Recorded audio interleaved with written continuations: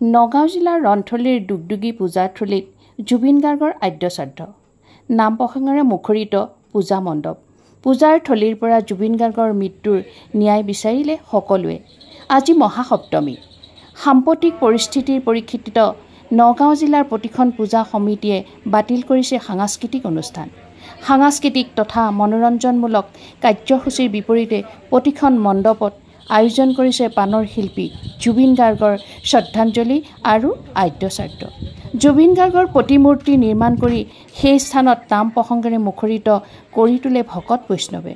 সমূহ ভক্তপ্ৰাণ ৰাইজে এইবাৰ আমি সুনিতা উইলিয়ামছ মহাকাশ যাত্ৰাৰ ওপৰত আমি নিৰ্মাণ কৰিলোঁ এইবাৰ দুৰ্গা পূজা মণ্ডপ। তাৰ লগতে আমি এইবাৰ মানে বিশেষ জুবিনদাৰ অকাল মৃত্যুৰ কাৰণে বেয়া লাগিলে, বহুত দুখ পাইছোঁ আমি অন্তৰত। সেইকাৰণে জুবিনদাৰ এটা প্ৰতিমূৰ্তি যাতে নিৰ্মাণ কৰিব পাৰোঁ তাৰে অকণমান চেষ্টা কৰি পেলাই এভাগ মূৰ্তি নিৰ্মাণ কৰিছোঁ আজি এক ৰাতিৰ ভিতৰত। সিমানেই। এতিয়া ৰন্থলীলৈ সকলো আহক, দুৰ্গা পূজা উপভোগ কৰক। মোৰ নাম অঞ্জন বৰা। জুবিন গাৰ্গৰ মৃত্যুৰ ঘটনাৰ সৈতে জড়িত দোষীক উপযুক্ত শাস্তি বিহিবলৈ দেৱী মাক প্ৰাৰ্থনা জনায়। উল্লেখযোগ্য যে ৰন্থলীৰ দুগদুগী দশম বাৰ্ষিক পূজাখনিত এইবাৰ বোয়িং ষ্টেলিনাৰ সুনিতা উইলিয়ামছৰ মহাকাশ যাত্ৰা 2024-25 মহাকাশে টেকন'লজিৰ অসমীয়া গহনাৰ GI আদিৰ আৰ্হিত দুগদুগী পূজা মণ্ডপ নিৰ্মাণ কৰা হৈছে।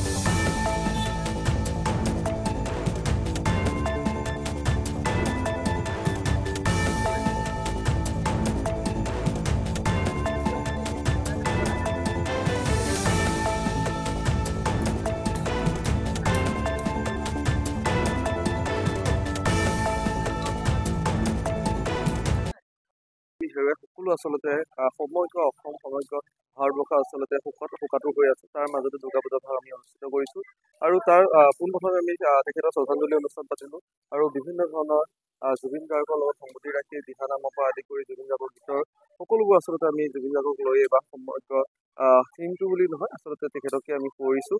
আৰু তাৰ উপৰি আমি পূৰ্ব পৰিকল্পিত আমাৰ যি আছিলে সেই পৰিকল্পিতমতে সুনিতা উইলিয়ামছৰ মহাকাশ যাত্ৰা আমি তৈয়াৰ কৰাৰ কথা আছিলে আৰু সেইখিনি আমি ইতিমধ্যে আমি দেখাইছোঁ। আৰু সুনিতা উইলিয়ামছে কিদৰে ইয়াৰ পৰা মহাকাশলৈ গৈছিলে, কেনেদৰে তেখেতে 7 দিনৰ ঠাইত বহুত দিন ধৰি পেলাই তেখেতে ফচিছিলে, কেনেকৈ নাছাৰ যিখন স্পেচ গৈ পেলাই কেনেকৈ অহা সময়ত স্পেচ এক্স ড্ৰেগন দ্বাৰাই পৃথিৱীলৈ নামি আহিছিলে, সেই সকলোবোৰ দেখুওৱা হৈছে। মহাকাশ টেকন'লজিৰ বিষয়ে দেখুওৱা হৈ আছে আৰু অসমীয়া গহনাই জীয়াই পাবলৈ সক্ষম হৈছিলে। সেই অসমীয়া গহনাই জীয়াই কেনেকৈ পাইছিলে তাৰ কিছু কিতাপ পত্ৰই হওক বা মোৰ নিজৰ লিখা 2-3খন কিতাপো দেখুওৱা হৈছে আৰু কেনেকৈ বনোৱা হয় সেই সকলোবোৰ কথা দেখুওৱা হৈছে। ৰন্থলী গাঁওখন দেখুওৱা হৈছে আৰু প্ৰত্যেক বছৰে ধৰে আমি এই বছৰো অসমীয়া গহনা অলংকাৰ মা দেৱী শ্ৰীচৰণত অৰ্পণ কৰিছিলোঁ। এইবাৰো আমি মা দেৱী শ্ৰীচৰণত অসমীয়া গহনা